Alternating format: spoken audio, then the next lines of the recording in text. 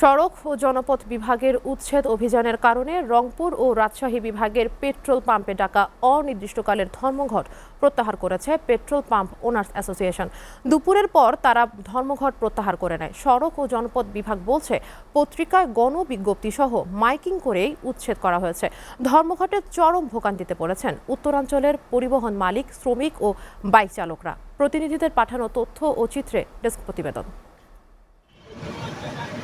Bangladesh petroleum dealers, distributors, agent and petrol pump owners অ্যাসোসিয়েশনের ঘোষণা অনুযায়ী রংপুর ও রাজশাহী বিভাগে প্রায় 800 পেট্রোল পাম্পে সকাল থেকে অকটেন পেট্রোল ও ডিজেল উত্তোলন ও সরবরাহ অনির্দিষ্টকালের জন্য বন্ধ আছে।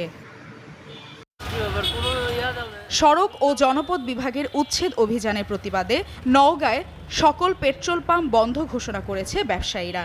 সকাল থেকে অনির্দিষ্টকালের জন্য এই ধর্মঘট শুরু হয়। নওগাঁ জেলার পার্শ্ববর্তী সান্তাহারে আনিকা ফিলিং স্টেশন এবং হামিম ফিলিং স্টেশনে উচ্ছেদ অভিযান পরিচালনা করা হয়। এ সময় তুলে ফেলা হয় কিছু স্থাপনা, সরিয়ে নেওয়া হয়েছে পাম্প মেশিন। রাজশাহী বিভাগের পেট্রোল পাম্পগুলো অনির্দিষ্টকালের জন্য ধর্মঘট পালন করছে সংশ্লিষ্ট খাতের মালিক শ্রমিক ঐক্য পরিষদ।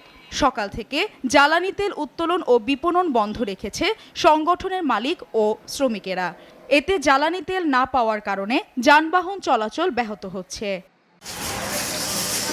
সিরাজগঞ্জের শাহজাদপুরে উত্তরবঙ্গ ট্যাঙ্ক লরি শ্রমিক ইউনিয়নে বাঘাবাড়ি অফিসে রাজশাহী বিভাগীয় পেট্রোল পাম্প ও ডিলার মালিক সমিতি এবং উত্তরবঙ্গ ট্যাঙ্ক লরি সমবায় সমিতির নেতৃবৃন্দ বৈঠক করে সিদ্ধান্ত নিয়ে এই বন্ধের ঘোষণা দেন। দিনাজপুর জেলায় চলছে অনির্দিষ্টকালের জন্য তেল উত্তোলন, বিপণন ও পরিবহন ধর্মঘট। এই সময় পেট্রোল পাম্প মালিক গ্রুপ জানান, দীর্ঘদিন ধরে সরকার নির্ধারিত সকল নিয়মকানুন মেনে ও বৈধ লাইসেন্স অনুসরণ করে ব্যবসা বাণিজ্য পরিচালনা করে আসছেন।